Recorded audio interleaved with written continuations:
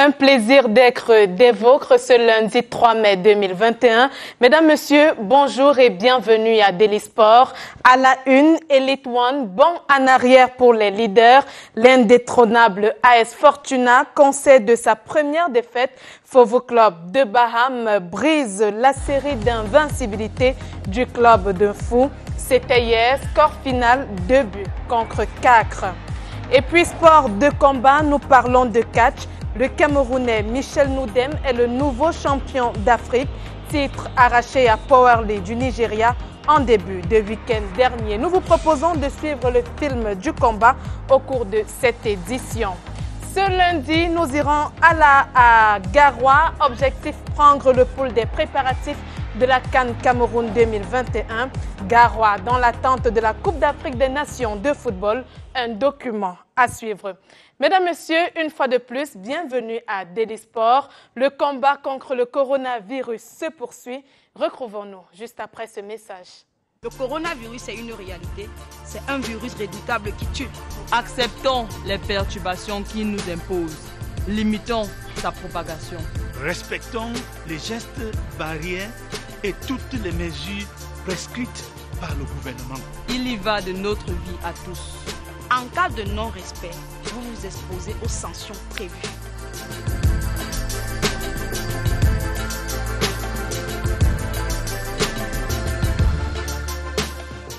Ceci est un message du gouvernement du Cameroun.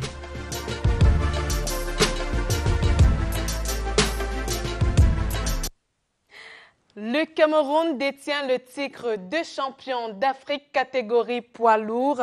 Ceci grâce à la victoire vendredi dernier de Michel Noudem devant le désormais vice-champion d'Afrique, le Nigérian Powerly.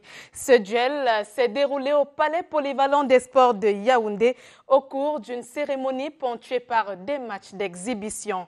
Les différents participants ont reçu des médailles et attestations des mains du secrétaire général du ministère des Sports et de l'Éducation physique, Joseph Yerima, qui représentait à l'occasion le ministre des Sports, le professeur Narcisse Mwele Kombi. Cette cérémonie a également vu la présence de l'ambassadeur du Nigeria au Cameroun.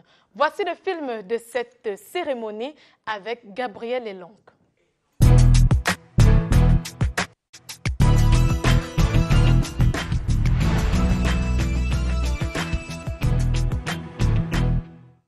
Je déclare ouvert le combat international de catch opposant M. Powerly du Nigeria à M. Noudem Michel du Cameroun.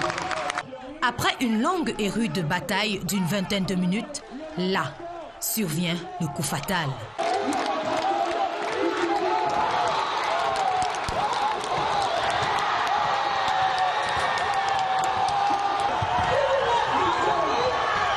Noudem, alias le matraqueur, remporte le duel face à son adversaire Powerly.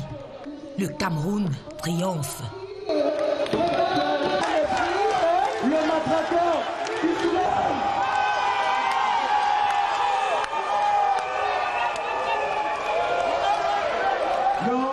Lors de la conférence de presse, j'ai promis à tous les Camerounais que je devais me donner corps et âme pour remporter ce titre parce que je ne pouvais pas permettre qu'il vienne de nouveau remporter ce titre devant moi. Je l'ai préparé depuis 2015 et aujourd'hui je peux dire que j'ai le fruit de mon travail. C'est une victoire bien méritée sur le plan technique et tactique et je ne peux qu'encourager notre compatriote qui a mérité cette victoire. Pilule difficile à avaler pour le catcheur nigérien qui, malgré le soutien de la forte délégation venue du Nigeria, n'a pas pu dompter le lion camerounais.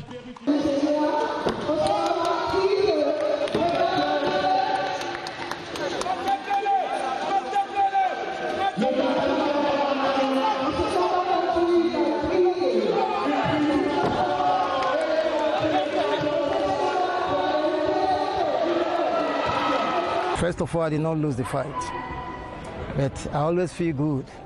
Even while I was in the ring, I was still smiling because I wasn't fighting. My opponent wasn't fighting. I was even asking him, is this professional fight or amateur fight or Olympic fight? If you can see, in professional wrestling, your back has to be on the canvas and they count 1, 2, 3. It's either you win by knockout or by submission. The match was not really fair. It was not fair. But in wrestling, the referee says it was the final.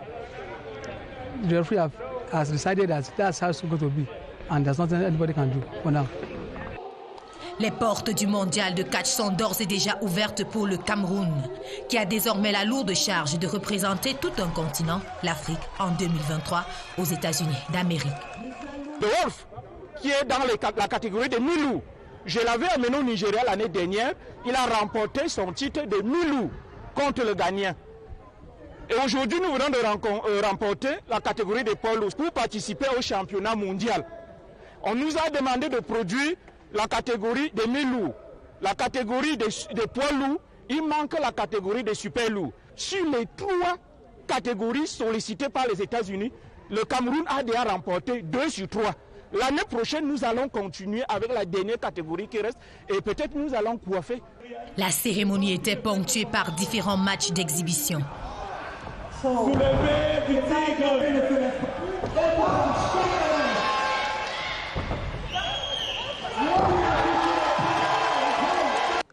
Les participants ont reçu des mains des officiels présents, médailles et attestations en guise d'encouragement. Des sports et de l'éducation physique représentant du ministre des sports et de l'éducation physique qui remet comme ça son attestation au vainqueur de ce soir, le nouveau.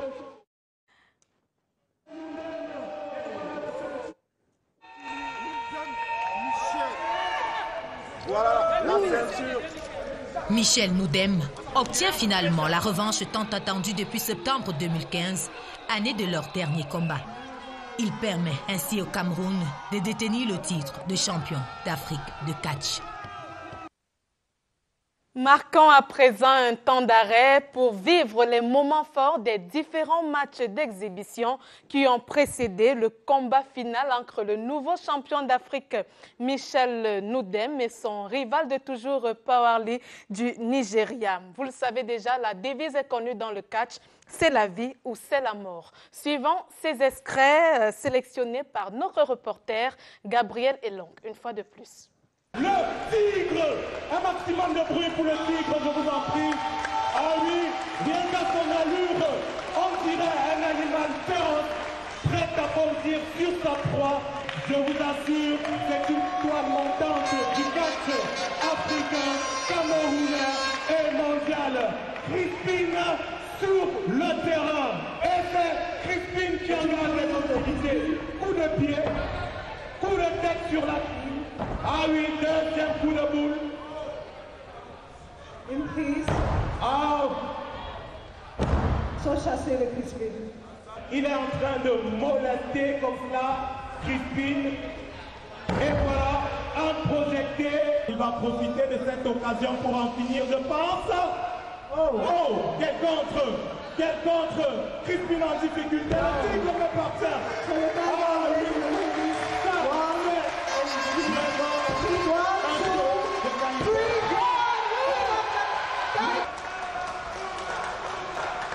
ah oui, apparemment il a plusieurs fans dans le public. Right.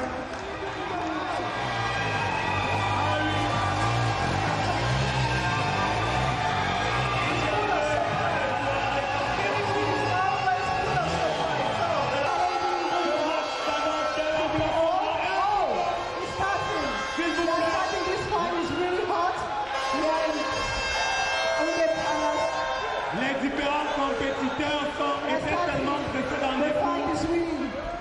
Goes really fast. Here is continue. He's Kirikou a pris les choses en main. walking, he's fighting, Il a pris giving comme balls. ça pour le coup de pied.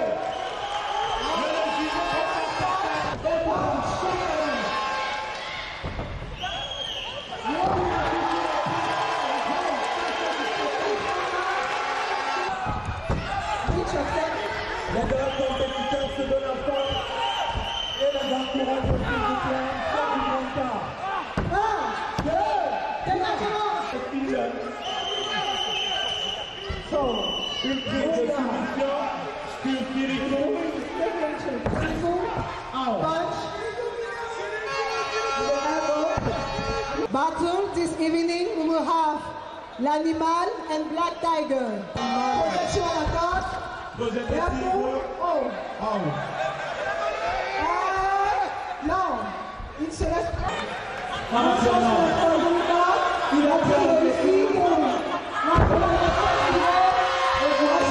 On sent la rage, on sent la puissance, on sent la vérité.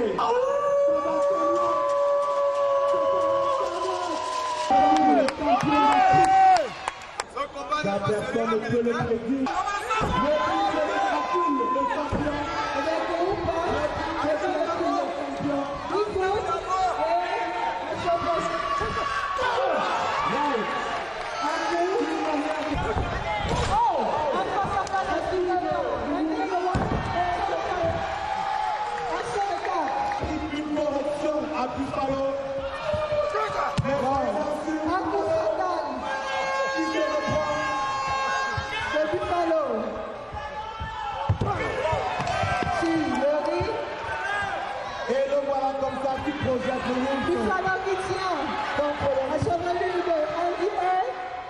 Est-ce qu'on va remonter sur le ring?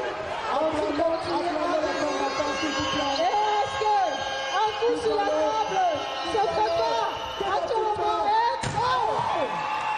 Mon Dieu! C'est imprévisible! On n'avait pas fait imprévisible! Un deuxième coup sur la table. Quelle violence!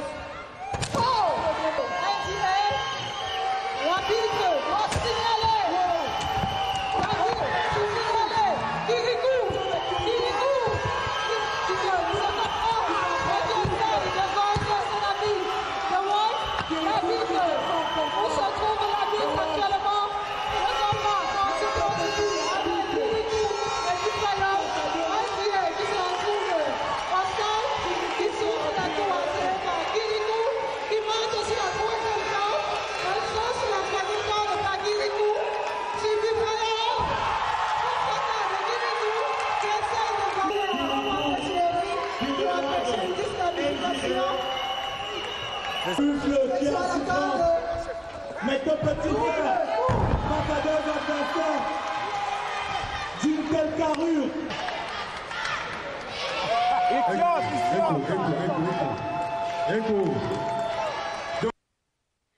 Vous venez donc de vivre un spectacle de catch. C'était là quelques matchs d'exhibition bien avant le grand duel de vendredi dernier entre Powerly et Michel Noudem. Nous vous l'avons dit, Michel Noudem est le nouveau champion d'Afrique qui nous a rejoint dans ce studio. Michel Noudem, bonjour, félicitations et bienvenue. Merci, bonjour à vous. Également à nos côtés, Alain Noudem, il est le champion d'Afrique mi-lourd. Victoire remportée haut la main, vendredi également. Bonjour et bienvenue. Bonjour et salut encore à tous les fans de The Wolf. Et c'est donc là le cri de guerre. On va commencer par notre champion. Alors, vous avez pris votre revanche vendredi dernier face à votre rival Powerly. Quel est votre sentiment ce matin? La ceinture, vous l'avez. C'est un sentiment de joie. Vous savez, quand vous avez été battu une fois et que vous préparez bien votre revanche et qu'au final vous remportez, on ne peut être que fier. Quel a été votre secret? J'ai promis à tous les Camerounais que ce match, j'allais le remporter, quel que soit le prix que j'allais payer, et je l'ai fait. Le secret, c'est juste le travail. J'ai perdu en 2015 et je me suis remis au travail. J'ai compris que pour être champion d'Afrique, il fallait encore beaucoup travailler. Et j'ai beaucoup travaillé, j'ai perdu même beaucoup de kilos. J'étais à plus de 100 kilos. J'ai enlevé au moins 8 kilos sur mon poids de corps pour être un peu plus habile, mieux me déplacer dans le ring. Je crois que c'est tout ça qui m'a permis de gagner vendredi passé. Pour ceux qui ont été au Palais polyvalent des sports de Yaoundé, lorsqu'on vous a déclaré vainqueur, il y a eu des éclats de voix. Quelle est l'action qui vous a permis d'arriver au titre de champion? Oui, l'action qui m'a permis, c'est la touche finale. Quand j'ai amené mon adversaire en suspension et nous sommes descendus au sol et il a été incapable de se débarrasser de cette technique. Et c'est ça qui m'a permis de gagner. Voilà. Alain Noudem, on vous a également vu au Palais Polyvalent des Sports. Votre entrée était bien acclamée par le grand public. Aujourd'hui, vous êtes là. Votre cri de guerre? Voilà. This is the wolf, my man. This is the wolf. Big up to all my friends. Yep. Aujourd'hui, vous êtes le champion mi-lourd. Ouais. Voilà. Qu'est-ce que vous nous réservez pour la suite? Voilà, déjà comme ça, je promets au public camerounais, à la nation camerounaise, au 237, que très bientôt, on va aller défendre encore les couleurs du Cameroun. On va encore brandir le drapeau, comme ça, du côté des États-Unis. Et il y aura une autre ceinture qui sera posée ici, c'est celle des champions des États-Unis. Et comment vous comptez vous préparer pour les États-Unis en 2023? Voilà, déjà, c'est vrai qu'après le combat de vendredi, j'ai des petits bobos, ils sont en train de me remettre. Donc d'ici peu, les entraînements vont recommencer. Ouais. Donc on va remettre les batteries en marche, quoi. Alors j'ai une question. Est-ce que vous avez eu des séances d'entraînement avant le spectacle que nous avons vu vendredi dernier? Bon, pas avec mon adversaire. Moi, je ne pouvais pas le rencontrer. Surtout qu'il ne venait pas ici en bon voyage. Ouais. Il savait qu'il avait un os très, très, très, très difficile à croquer. Et avant le combat, on ne pouvait pas se rencontrer. J'avais mes encadreurs qui travaillaient avec moi 2 fois par jour, le matin et le soir. Et lui, de son côté, il faisait pareil. Je ne sais pas comment il faisait ses entraînements là-bas. Bon, le match s'est joué dans les rings, devant toutes les autorités, devant toute la nation. Et chacun a témoigné de ce qui s'est passé. Oui. Alain Noudem, vous qui êtes plus jeune, certainement la relève du catch de demain. Comment est-ce que vous vous entraînez tous les jours ou est-ce que vous faites vos séances d'entraînement? Bon, déjà, je m'entraîne de lundi à samedi. Donc, j'ai des séances de musculation, des séances cardio. Donc, c'est un peu comme ça que j'égalise mes entraînements, quoi. Donc, je suis aux entraînements presque tous les jours, de lundi à samedi. J'ai le dimanche pour me reposer, quoi. Et quels sont vos rêves pour le catch camerounais? Bon, voilà, mon rêve d'abord, c'est toujours de faire rayonner le catch au Cameroun, de toujours faire brandir le drapeau, faire en sorte qu'on parte du Cameroun. Et mon grand rêve, c'est d'ouvrir une grande école de catch au Cameroun. Ouais. D'accord. Michel Noudem, en 2023, vous devez représenter le Cameroun aux États-Unis pour les championnats du monde. Est-ce qu'entre 2021 et 2023, vous sentez que vous serez encore en forme? Bon, seul le travail va déterminer si jusqu'à ce moment je serai en forme. Mais je voudrais rappeler que nous allons aux États-Unis pour représenter toute l'Afrique. Ouais. Parce que ce match était qualificatif pour le championnat du monde. L'Afrique a été invitée et on a demandé à l'Afrique 3 places. Et le Cameroun a déjà remporté 2 places. Il manque le championnat des super loups qui va se passer l'année prochaine. Si nous avons la chance que nous raflons toutes ces places, c'est le Cameroun qui ira représenter l'Afrique aux États-Unis en 2023. Voilà. Est-ce que vous avez un dernier mot à dire à vos fans après votre victoire? Oui, ce que je voudrais dire à mes fans, c'est que je voudrais les remercier parce qu'ils ont toujours été à mes côtés. Surtout remercier mon président de fédération, M. Ndo Emmanuel, qui jusqu'à présent a continué à croire en moi. À un moment donné, je me suis dit, je suis fatigué, il faut arrêter. Il m'a dit non, vas-y, je suis à tes côtés. Tu as quelque chose à donner et tu donneras cette chose au Cameroun. Et c'est ça que je tiens aujourd'hui. Je lui dis grandement merci. Je profiterai de cette occasion pour dire aussi merci au pouvoir public parce que s'il n'avait pas donné ce coup de pouce, je ne pense pas que j'aurais cette ceinture avec moi. Le ministère des Sports et de l'Éducation physique a donné un appui vraiment très important. C'est ça qui a permis l'organisation de ces championnats au Cameroun et je leur dis grandement merci. Alain Noudem, vous également, vous avez votre ceinture accrochée, votre ressenti et quelque chose, un mot pour vos fans, tous ceux-là qui vous supportent. Voilà, déjà, je suis très content d'être aujourd'hui champion. C'était un grand rêve pour moi et ça a été très difficile parce que quand je suis arrivé au Nigeria pour défendre ce titre, on est arrivé à une période où il y avait des turbulences au Nigeria, c'était pas facile. Donc déjà, l'état d'esprit était un peu bas. Et puis après, on dit voilà, on est là pour une mission et puis on va faire une autre mission. Comme ça, je voudrais remercier le président de la fédération, M. Ndo Emmanuel, qui nous soutient, qui est toujours là avec nous, qui nous donne vraiment ce punch-là pour qu'on puisse avancer. Et remercier le ministère des Sports, le Cameroun, qui nous soutient beaucoup et qui nous encourage, quoi. Donc, Un grand merci à tous mes fans, comme ça, à tous mes collègues aussi, mes collègues catcheurs, tous ceux-là qui sentent mal aujourd'hui. Ça va aller, les gars, ça va aller. Le sport, on a toujours des bobos. On les a bien vus. Merci, monsieur. Merci, cher champion, d'être venu apporter de la couleur à notre plateau. Merci et bonne suite. Merci. Nous sortons des rings de boxe pour parler de basketball à présent. Le championnat régional de basketball du centre, les 3e et 4e journées ont rendu leur copie le week-end dernier. Environ 16 rencontres se sont disputées dans les catégories filles, garçons et seniors monsieur. Chez les U18 garçons, l'équipe Onyx a enregistré son 4e succès en autant de sorties. Fait marquant de ce rendez-vous de la balle orange, la rencontre entre ACPBA et Cloès chez les U16 garçons ne s'est pas achevée. Les deux équipes n'ont que joué les premiers quarts-temps, la faute à une incompréhension sur les consignes de jeu. Dimitri Onomo. Sortez. Go, le match est gagné, sortez. On ne joue pas le jeu à basket là. Difficile de trouver un terrain d'entente entre les dirigeants de l'équipe ACPBA et les officiels. Les deux parties ne s'accordent pas sur le respect des consignes dans la catégorie U16. Une situation qui met fin au spectacle. Pourtant, le club ACPBA menait l'équipe Cloès 18 points à 8 après le premier quart-temps. C'est un aspect technique qui est même l'équipe adverse, l'arbitre a sifflé. Et c'est ce qu'on a en train de chercher à régler. C'est-à-dire qu'il y a entre zone et Indy. Là, on nous dit, insiste qu'on joue individuel. La défense doit être individuelle. Mais il y a des qualités. Quand on joue individuel, on doit sauter vers le ballon. C'est les aspects techniques qu'on montre à des enfants.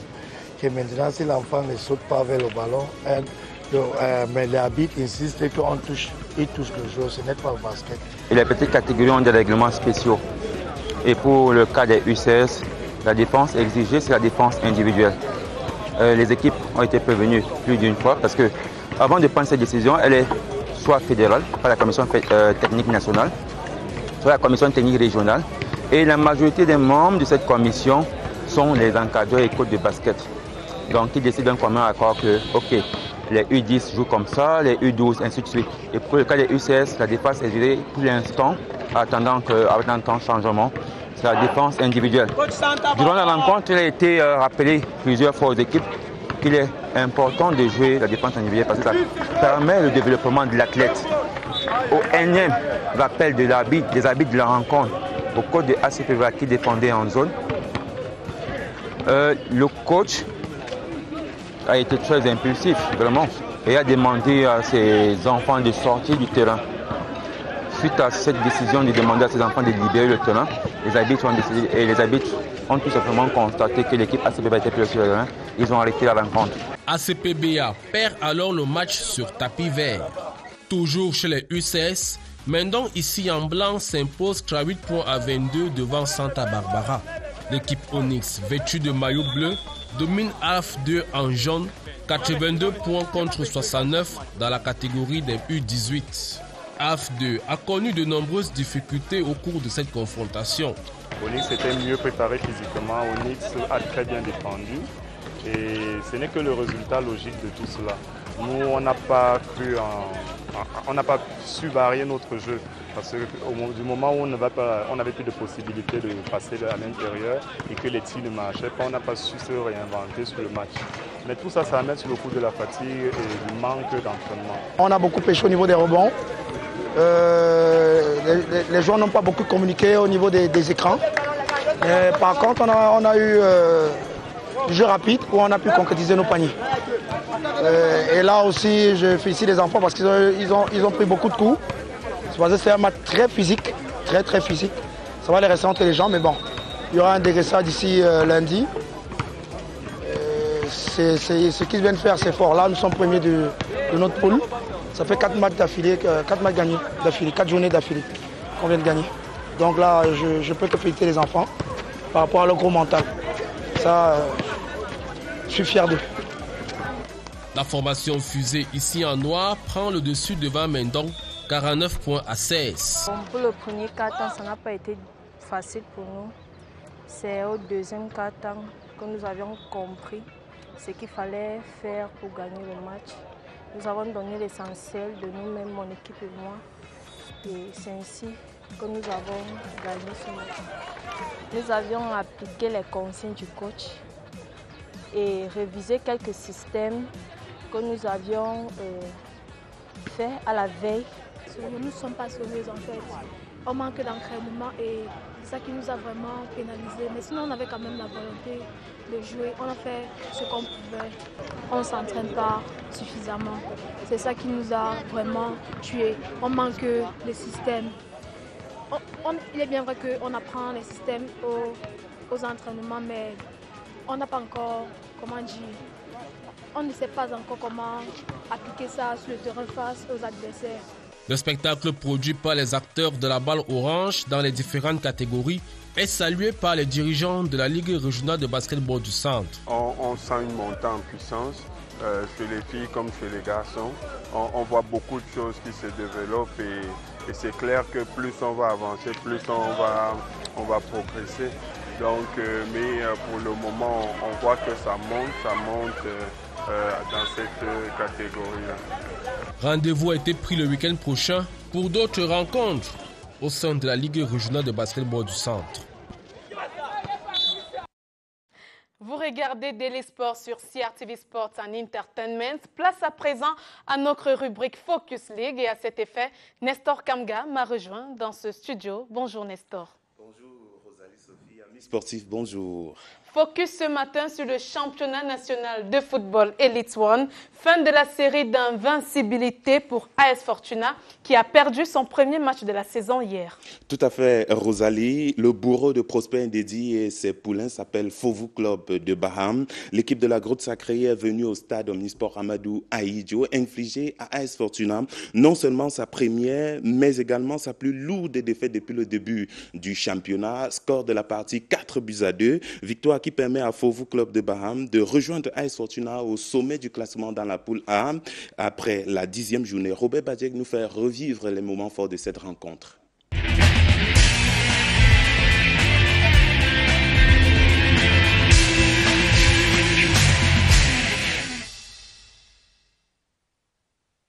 Mauvaise fortune pour AS Fortuna qui vient d'être défait pour la première fois de la saison par Fovu Club de Baham. Qui mieux que son poursuivant immédiat au classement avant le début du match pouvait réaliser pareille prouesse. Le club du Rocher Sacré est parfaitement entré dans le match. Par un pressing haut, mais aussi de par la vivacité de ses attaquants, Fovu a rapidement pris l'ascendant dans la rencontre. Conséquence, sur ce corner à la 11e minute, Gabin Dombou profite d'une sortie hasardeuse du gardien pour offrir la marque. La domination des visiteurs se poursuit et à la 22e minute, Victor Mengue conclut parfaitement une contre-attaque d'une frappe extérieure pied droit imparable. Blessés dans leur honneur, les hommes de Prosper Ndedi réduisent la marque à la demi-heure de jeu sur ce missile tiré à l'entrée de la surface de Fovu. 2-1 à la pause, puis 3-1 dès la première minute de la seconde période après une faute de main du portier Minko, pas très en réussite aujourd'hui. Le jeu devient plus musclé, Fortuna réussit à réduire la marque à la 58e et croit alors à l'égalisation. Mais non, Junior Vincent Chamba douche les espoirs des locaux à la 77e minute. La défaite était décidément écrite pour Fortuna qui manque même un pénalty à la 90e minute. 4-2 score final, le signe indien est brisé. Grâce à sa victoire, Fovu fait un bond en avant et rejoint AS Fortuna à la tête du groupe A avec 18 points pour chacune des deux équipes. Dur également pour FC Yaoundé 2 qui va encore attendre un peu pour goûter aux délices de la victoire cette saison. Le club a encore été battu hier par Avion FC. Score de la partie, 1-2. Le match avait pour cadre le stade Omnisport Amadou Ahidjo de Yaoundé. Les 3 buts de cette rencontre ont été marqués à la première manche. Une défaite de trop pour FC Yaoundé 2 qui détient jusqu'ici le record du plus grand nombre de défaites. Daniel Ekondé. Exhausted, Yaoundé Foot had hoped to end the first phase of the Elite One with at least a win, with coach Pierre-Cyril Bilong aiming for a first victory of the season. The Yaoundé side had lost 6 games and drawn 2, an embarrassing record they wanted to fix. However, it is their Douala visitors who didn't hide their growing threat when attacker Ako Alexis won possession and his tame finish found Yafoot keeper Ismail Michel. 8th-placed Avion had lost to Fuvu on day 9 and were looking for redemption. A 16th-minute cross for Yafut looked threatening until it's cut out. Avion continued the counter and scared their opponents with a series of strikes. On 22 minutes, they got it right as skipper Rodrigue Mfege forced a penalty. He was happy to put Avion in the front seat with a 1-0 lead. 13 minutes on, they missed doubling the score when keeper Michel found himself wanting in the box. For a defense that already conceded 13 goals since season start, they needed to be vigilant. But Yafut kept their woes over them to win a penalty, brilliantly taken by Emmanuel Aminé. The equalizer was short-lived as Avion's Alexis netted a thumping header to take back the lead to 2-1. So 2-1 for Avion at the break. Their boss Shaliman Bongo has a reason to hold on till the end. But the second segment gave Yafut decent chances to have the desired result. Substitute Usman Wiba's close-range shot goes straight to the keeper. On 64 minutes, he came close again but ballooned his ball over the crossbar. Another attempt on 86 minutes frustratingly hit the woodwork. It was a presentable chance for Usman. Avion would have made the win 3-1 when Salih Umaru broke out on 90 minutes. A late goal would have been a strong statement from the sub. Avion's 2-1 win now takes them to 7th unofficially in Group A, a position goal scorer Ako Alexis is content with. We feel very happy because it's not easy. We play outside our home, so we are very grateful for the winning. We stick to the plan of the coach because we came here to win and it was not very easy. We thank you for the win. For Yafut coach Cyril Pierre Bilong, they would have won the game if not of lack of concentration. C'est l'efficacité. C'est l'efficacité. On a trois opportunités de mettre au fond, devant la petite surface. Il n'y a même pas d'adversaire. On loupe. Quasiment. Non, c'est l'efficacité. Je ne vais pas accuser les joueurs, mais comment on dit, tirer après eux, mais il va falloir qu'ils se réveillent. En fait, nous tous qu'on se réveille, ce n'est pas forcément les joueurs. Et puis on leur donne 2 buts cadeaux. Yafut remained bottom in Group A with 2 points. Eh bien, un autre club qui brille par des contre-performances à répétition, c'est Union Sportive de Douala. Les Nassara ont encore été battus hier au centre d'excellence de la CAF en Bankomo par Dragon FC de Yaoundé. Score du match, 1-0, but inscrit sur pénalty dans une rencontre où les décisions arbitrales ont été presque à chaque fois contestées. Revoyons les moments forts de cette rencontre dans ce reportage. Face aux Chacha Boys, les Nassara n'ont pas pu baisser le mercure dans leur thermomètre de la contre-performance. Dans une confrontation marquée par une avalanche de loupés et des tensions à répétition, Union Sportive de Douala plie les Chines 0-1. L'ouverture du score intervient à la 59e minute par Fernandino Gaza.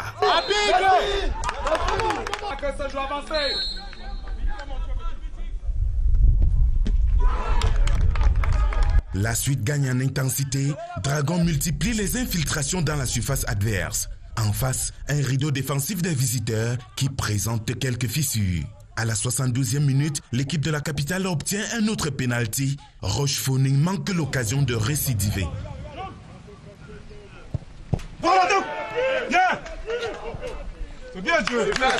Un but à 0 en faveur de Dragon FC. On en restera là. Pourtant, les poulains de Richard Toa ont vendangé les surnombres offensifs concédés à la première mi-temps. À titre illustratif, cette occasion de Joseph Iyenjok à la demi-heure de jeu. La balle est captée par Amido Mohamed. Quelques minutes après, Arunanda manque aussi l'occasion d'ouvrir la marque. Finalement, Serge Ndoulou et ses coéquipiers vont passer à côté de leur deuxième victoire pour enregistrer leur 5e défaite de la saison en 9 matchs. Dans le thermomètre, le niveau du mercure n'a fait qu'augmenter. Est-ce qu'il mérite d'être là? Est-ce qu'il mérite d'être là? Hein? C'est que tu sors d'une suspension? Et tu as encore un jour comme ça, tu n'as pas de niveau ou quoi? S'il te plaît, Fatih, je te dis que c'est les gens qui s'agissent, il n'a pas le niveau. C'est pas possible! Ça va. Vous savez comment pour arriver là où vous êtes? Hein? On fait comment? C'est pas possible ça! Et bien, à la fin de cette rencontre, Mars Macaulay, le patron de l'encadrement technique de Dragon FC de Yaoundé, s'est dit satisfait par la bonne prestation de ses poulains. Je vous propose de le suivre. Il fallait qu'on essaie de victoire cet après-midi. En gagnant aujourd'hui, je pense qu'on va gagner 1 ou 2 places. Il fallait le faire parce que c'est un adversaire direct. Et il était inadmissible qu'à domicile, nous ne puissions pas faire ce boulot-là. Bravo aux enfants qui ont tout donné.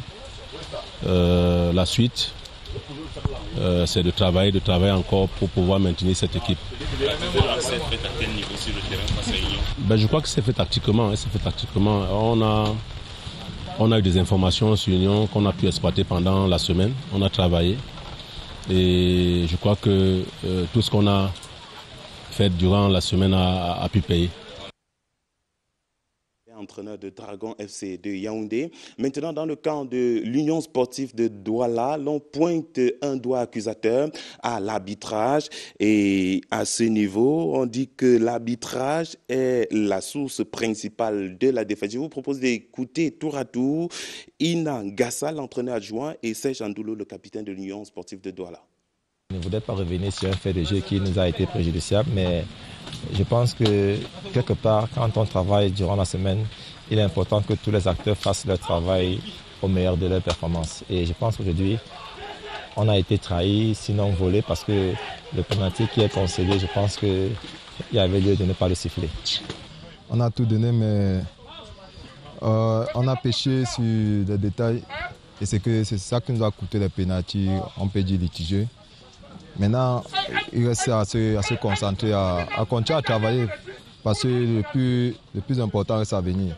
Donc on va continuer à travailler, on va rentrer à la maison, on va travailler. Vous-même, vous avez vu, on a conseillé 2 pénaltys. Le deuxième pénalty, il y avait leur jeu, tout le monde a vu leur jeu. Et le premier pénalty aussi, c'est litigieux, mais les arbitres sont les êtres humains, donc ils peuvent faire des erreurs. Mais quand c'est répétitif comme ça, c'est assez poser des questions. Donc on va continuer à travailler. Et puis à Douala, un autre leader est tombé de son piédestal. Canon de Yaoundé a été battu 0-2 face à UMS de Lomé. C'était un match en retard de la 4e journée du championnat national dans la poule B. Canon de Yaoundé reste leader provisoire malgré sa défaite. Mais enlevé de rideau au stade de la réunification de Bépanda à Douala, New Star local a plié les chines devant Coton Sport de Garoua, 0-1. Monique Félicité Chuen de Sierra TV Littoral nous fait revivre les moments forts de cette rencontre. Une journée pas comme les autres à Douala. Le stade mythique de Bépanda a accueilli 2 clubs mythiques du Cameroun, Coton Sport de Garoua et Canon de Yaoundé. Premier duel serré entre les Coton Culteurs et New Star. Première mi-temps dominée par les hommes de Faustin Domke. Mais aucun but au finish. La vapeur se renverse en seconde manche. Coton Sport sort de sa réserve. Grâce à ce coup franc de l'international burkinabé Arnaud Sibiri, Marou Saïbou inscrit l'unique but de la rencontre. Victoire des visiteurs, encore 4 matchs en retard à rattraper. Aujourd'hui, le plus important était de gagner 1-0. Voilà, l'essentiel c'était les 3 points. Au vu de notre voyage au Maroc qui n'a pas été facile. Je pourrais juste dire que c'est un coup de malchance parce que nous avons bien joué. On n'a pas été dominé dans l'ensemble du match, mais à la fin, sur un mauvais placement, on a encaissé un but. Donc, on espère que les prochains matchs vont nous servir de réconfort, que nous puissions repartir vers l'avant. Les 2 équipes ont produit le beau spectacle, malgré que de temps en temps, l'officiel du match voulait s'intégrer, bien s'être intégré. Mais nous pensons que c'était une très très belle rencontre. Quand on a gagné, nous on a perdu encore une fois de plus. On n'a pas démérité parce qu'on avait les moyens pour gagner également. On n'a pas réussi à concrétiser nos actions. Et quand on les perd comme ça là au finish, dans votre camp, vous prenez vers la fin. Et c'est ce qui s'est passé cet après-midi. Qu'est-ce qui justifie cette défaite à répétition? Disons, moi, je ne sais pas. Peut-être qu'on est sur une mauvaise spirale. D'un moment à l'autre, peut-être ça pourra changer. Peut-être changer au niveau des hommes, changer au niveau de l'effectif et tout ça là. Parce qu'au jour d'aujourd'hui, tous nos matchs, c'est comme ça. On crée le maximum d'occasions de but. On ne parvient pas à les mettre au fond. Mais chaque fois, quand l'adversaire réussit à marquer un petit but, on perd le match. Voilà 4e match qu'on perd, un but à 0. Ça devenait comme un sort. Bon, on va tout simplement diagnostiquer et trouver les solutions qu'il faut au moment où il faut. Qualifié en quart de finale de la Champions League africaine, Coton Sport part de Douala galvanisé. Ça nous aide à préparer les quarts de finale. Vous savez, les matchs de championnat sont là pour nous permettre de rectifier les petites erreurs. Et je pense qu'aujourd'hui, on en a commis comme d'habitude. Et le coach va certainement nous dire ce qui s'est passé. On a travaillé dur pour atteindre ce niveau. Et aujourd'hui, on est qualifié. Voilà, on peut remettre ça à tout le groupe et au staff technique et administratif qui ont tout mis pour que nous soyons à la hauteur des attentes. Donc, on est fiers et on se prépare pour la prochaine étape. Second match, UMS Canon de Yaoundé. Le club de Loum va trouver le chemin des filets en toute dernière minute. D'abord avec Como à Tangana, puis Eugène et Somba. Nous sommes contents parce qu'on a pris 3 points. Et l'ambition c'est de finir pour mieux cette phase aller parce qu'on a encore 2 matchs en retard. Et c'est vrai, je n'étais pas fier de rester au banc de touche. Mais quand le coach a décidé de me donner l'opportunité d'entrer les 15 minutes, j'ai voulu montrer au coach que je peux toujours continuer à titulaire dans mon équipe et donner les 3 points qu'il veut à chaque fois. Si je veux passer, j'ai donné la victoire à mon équipe. Mais mon objectif c'est de travailler encore plus et de me mettre à fond pour pouvoir donner chaque jour, je me mets à fond pour pouvoir donner 3 points à mon équipe, voir pourquoi pas sortir premier dans la phase de retour. Je suis content parce que nous avons gagné, le championnat continue, nous sommes encore au creux de la vague. Donc nous avons pris 3 points, nous sommes contents pour la suite de la compétition. Les nerfs sont un peu détendus. Nous n'avons pas perdu parce que nous avons été faibles. Nous avons perdu parce que l'arbitrage n'a pas été à la hauteur de ce match. Ça c'est clair parce qu'à moins 5 minutes de la fin du match, on prend un but où il y a faute sur le dernier défenseur et l'arbitre ne siffle pas malheureusement. On concède ce but. Bon, ça démoralise, ça casse complètement le moral des enfants. Bon, mais on restait serein, on s'est dit que les prochains matchs sont vraiment à venir. Canon de Yaoundé est vaincu mais conserve la tête du classement provisoire dans le groupe B de cette 10e journée avec 16 points, suivi de la Panthère 13 points et APGS Donfou 12 points. Précisons pour terminer que 2 autres rencontres se sont disputées hier à l'occasion de cette 10e journée. PWC de Bamenda reste invaincu depuis le début de la saison. Les Abakwa Boys ont battu Stade Renard de Melon 1-0.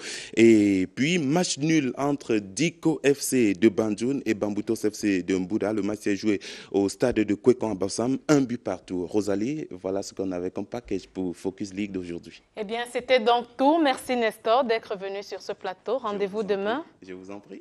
Voilà, mesdames, messieurs, à présent, nous vous proposons un voyage dans la ville de Garoua. C'est dans Insights. Retrouvons-nous juste après ceci.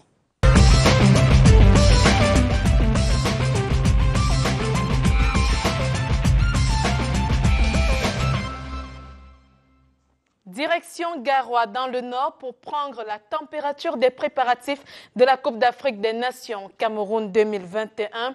Où en est-on avec les chantiers de construction des infrastructures de la compétition?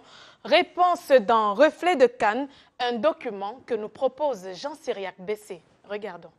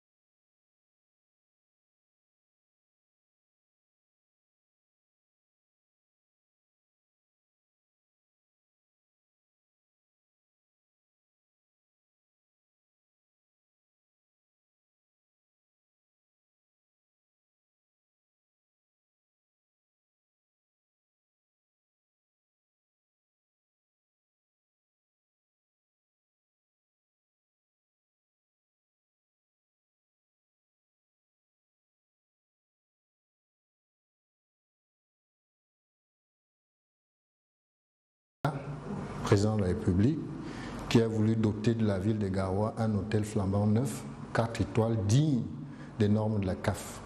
Il est question que cette structure SA, Société Anonyme, veuille accueillir des équipes venant d'ailleurs, étrangères, pour des compétitions internationales.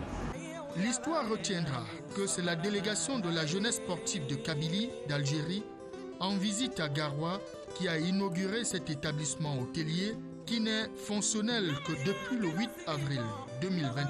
J'ai les capacités d'accueillir 2 équipes sur place. Nos chambres sont titrées à recevoir ce qu'on appelle les twins, c'est-à-dire 2 joueurs par chambre, avec tous les équipements requis pour cela.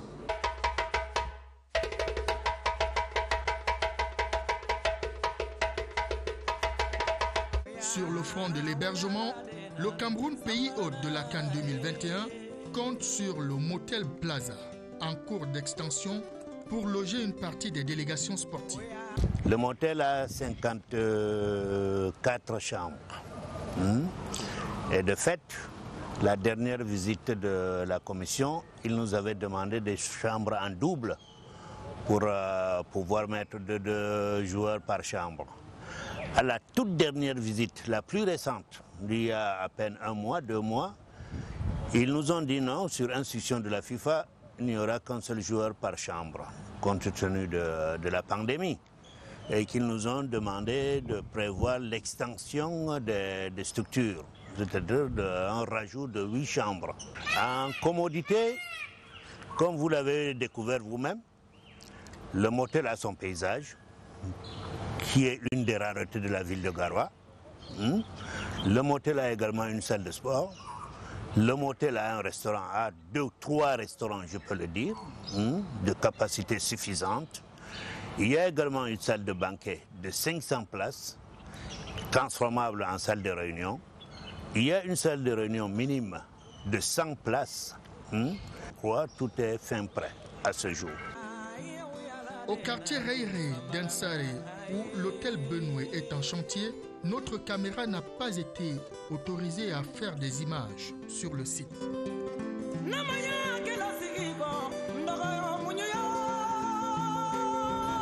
Traitement identique à l'hôtel de 100 chambres de Rumdiadja.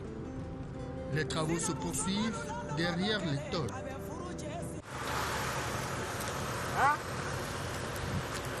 La scientifique est venue pour filmer. D'accord, il faut qu'il y ait une autorisation. D'accord, j'ai essayé d'avoir ce document, je n'ai pas eu. Très peu d'acteurs impliqués dans le vaste chantier des préparatifs de la CAN acceptent d'affronter l'objectif de la caméra. En dehors de l'hôtel Oribadou, il faudra effectivement lancer l'hôtel Benoué qui devra aussi accueillir des équipes et notamment les officiels de la dite compétition. Si tant est que ces structures ne sont pas à jour en dehors de celui qui est déjà à jour, auquel j'appartiens, ça va être un souci. La Task Force a estimé que les 2 hôtels secondaires, je ne veux pas les citer ici, pourraient éventuellement faire l'affaire. Sauf que la CAF tient à ce qu'il y ait au moins 2 hôtels 4 étoiles sur la place de Garoua. C'est pour ça que j'estime que nous avons encore au moins 6 mois pour que cet hôtel en réhabilitation puisse s'achever. Cependant, Garoua se prépare sans grand bruit. Les prochains mois nous dévoilerons sans doute toute la beauté du site de Garoua.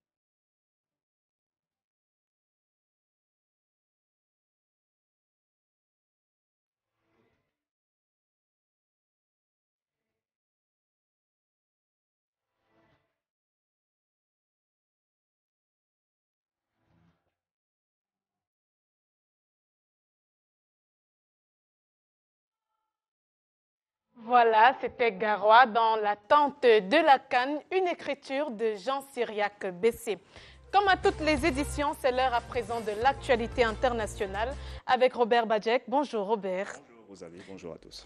Débutons par le championnat italien, l'Inter Milan est sacré champion après une longue période d'hégémonie de la Juventus. Absolument, c'est le 19e titre de l'Inter de Milan dans le championnat italien. Les hommes d'Antonio Conte mettent donc fin à 9 années d'hégémonie de la part de la Juventus de Turin. Il fallait un nul ou une défaite de l'Atalanta face à Sassuolo pour que l'Inter soit sacré. Eh bien, ça a été le cas. Un but partout, score final entre Sassuolo et l'Atalanta. L'Inter peut donc désormais célébrer le Scudetto, le titre de champion d'Italie. C'est le couronnement d'une saison incroyable, notamment la deuxième partie de saison où l'Inter a totalisé 41 points sur 45 possibles. Donc, leur dernier titre de champion date de l'année 2010, où il y avait un certain Samuel Eto'o et José Mourinho pour le titre, le dernier que l'Inter avait eu en championnat italien.